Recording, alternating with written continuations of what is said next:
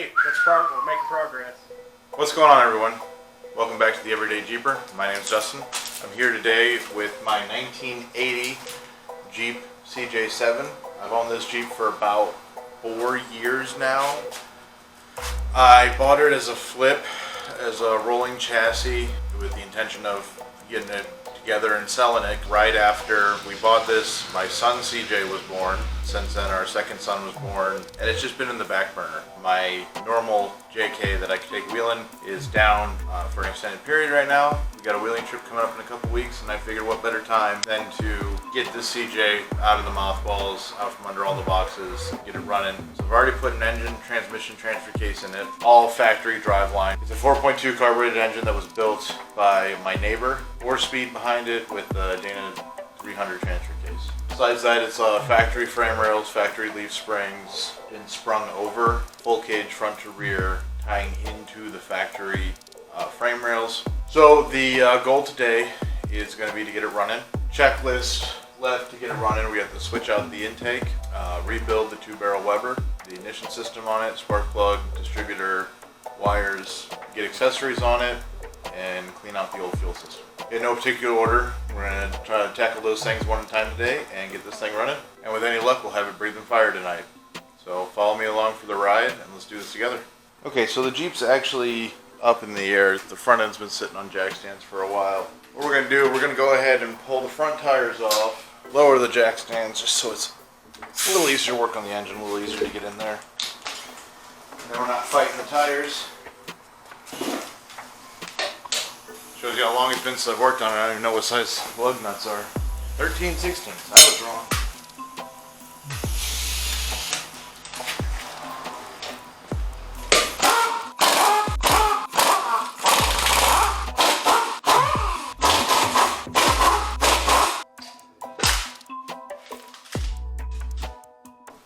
These old Super Swampers are 35. I believe they're 1450s, 1550s, 35, 1550, 15s. They're old, they're dry rotted, they don't hold air much more than a couple days, but it's what I got right now. So if we get it running, it's probably what's going to be on it.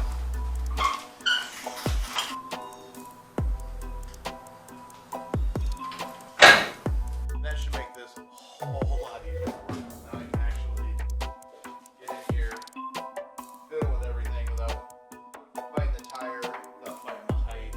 Give you a quick look inside here. We got a brand new radiator in here. I got new hoses. I'll give you a little history on the engine. My neighbor built it for his son. They put it on a dyno stand, did a whole break-in on the dyno, and then the son decided he didn't want it. I bought it from them. I stabbed it in here, and then I really haven't touched it since. So we're gonna change the oil. We're gonna do all that. In theory, this should be a good running engine.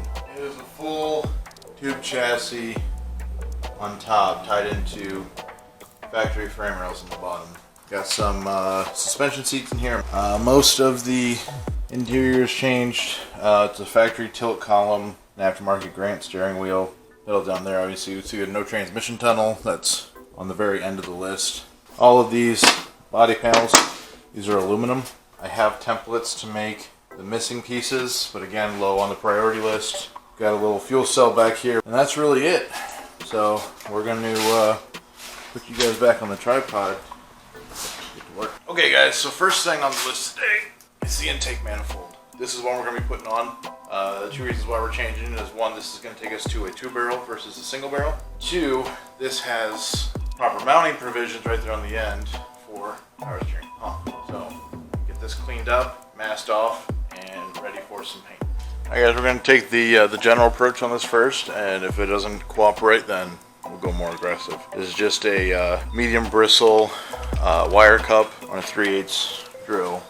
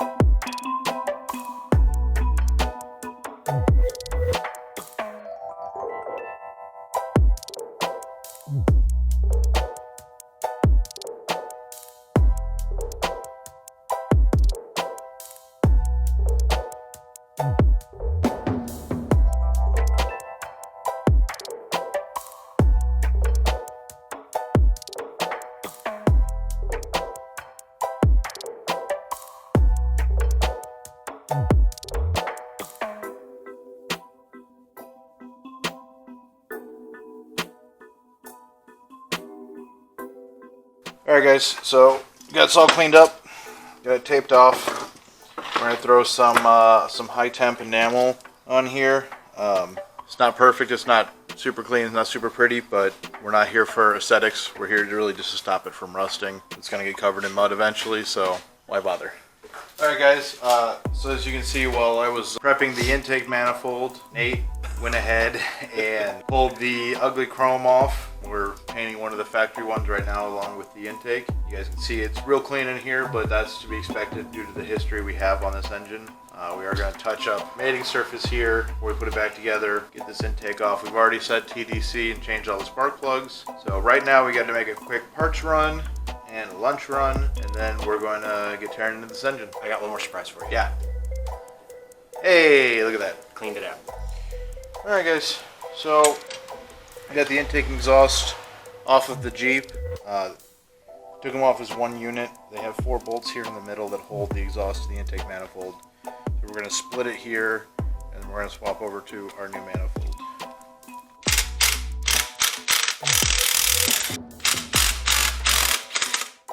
So guys, this linkage here is actually the part of the throttle linkage for the single barrel carb that we took off. And what it was for was actually the kick down cable for the automatic for the vehicle that this used to go in. So since we're not in that vehicle, we're not using that carburetor or an automatic, we don't need it.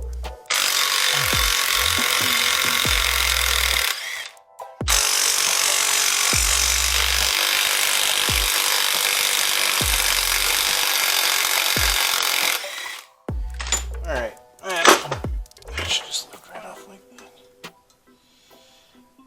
Done deal.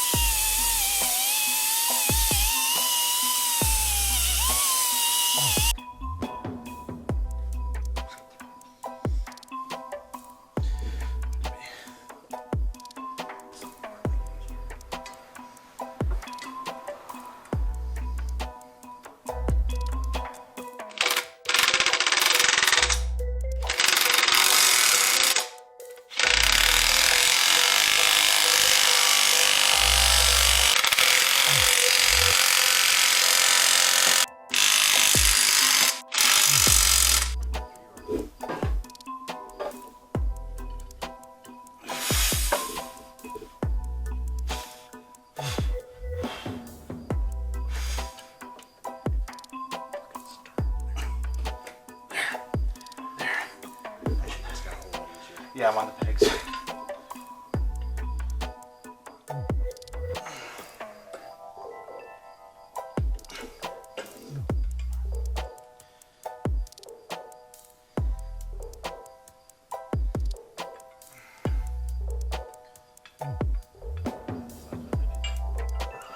Yeah, pretty much. This is the worst part.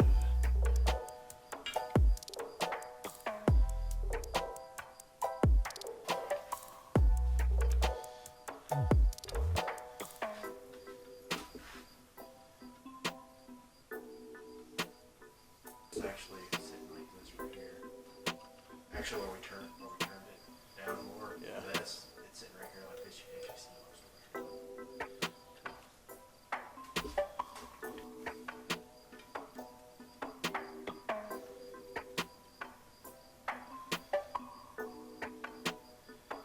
I know, we only bite 1 or 2 cases at a time.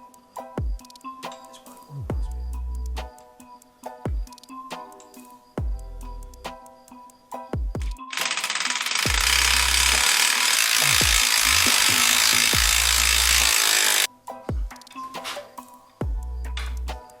Yeah.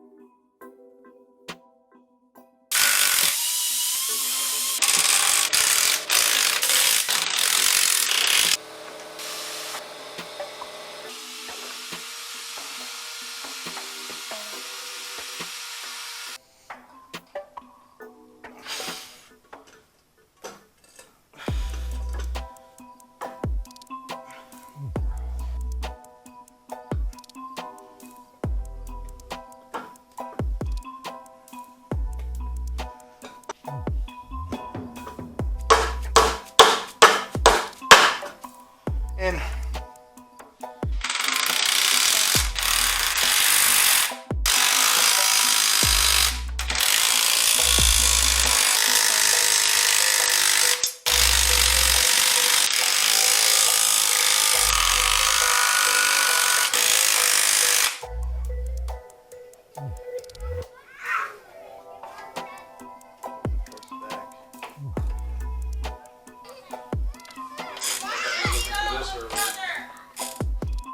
Oh no, this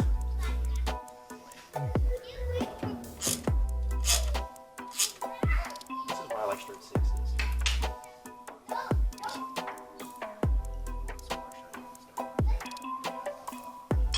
you want to take the lines off the fuel cell and bolt it. So we got this one wire HEI unit from 18 Performance. This is about $70 on Amazon, specifically for this vehicle. So we are going to swap out the internal coil here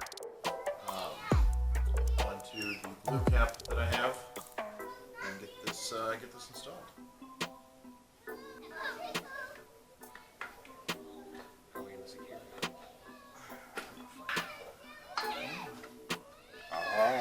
Hey, if it works, it works. Like you said before, when you turn the window, you head. Look at that.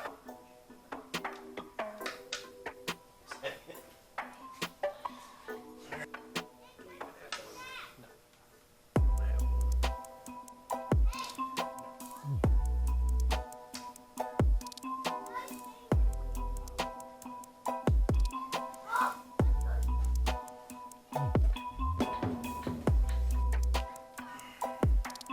What's this transmission at? It's crunchy. I don't like it.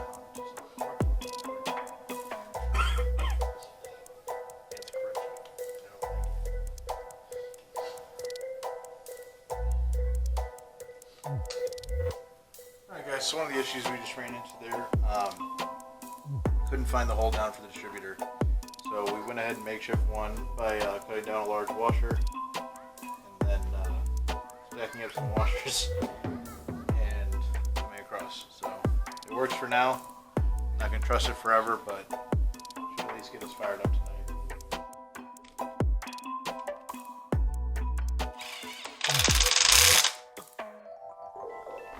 Alright, now try hitting.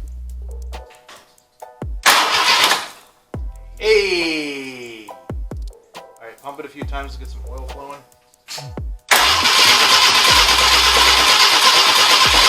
Alright, let's get some fire on it.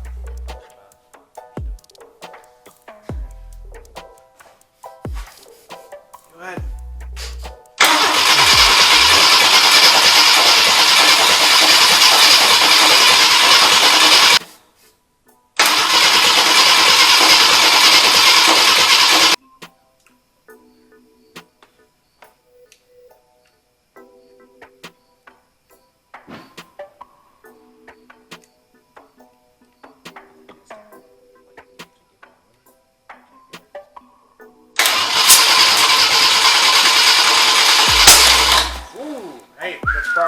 progress. Go ahead and try it.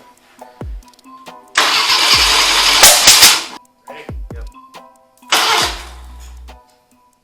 That's the order I put it in, okay. I'm gonna get this on compression, rotate it till our timing mark lights up, and see where our rotor is pointed at. Pump it one more time. Okay, that's sucking. I know it's hard to work the compression. A little more. Okay, that's about perfect right there. Okay, so question of the day. Yep, we're 180 out.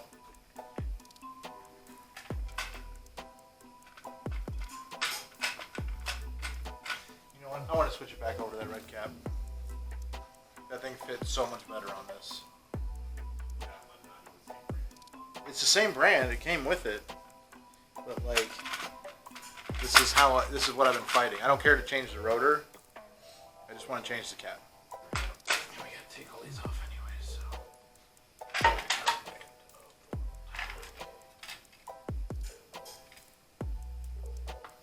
It's so much better. Like you saw how the old one was fitting? Yeah. Look at it. Oh wow. Yeah.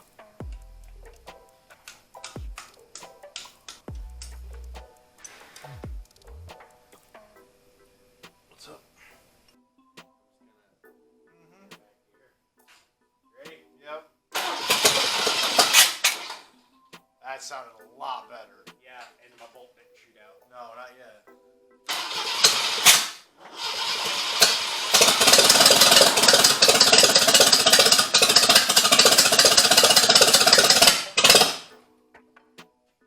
Ready?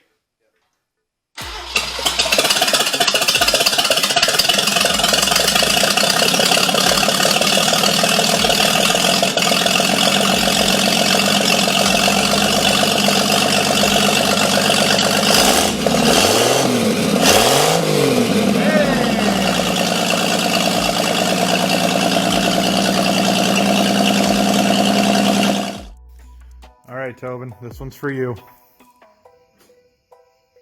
Ready? Yep. 1, 2, 3.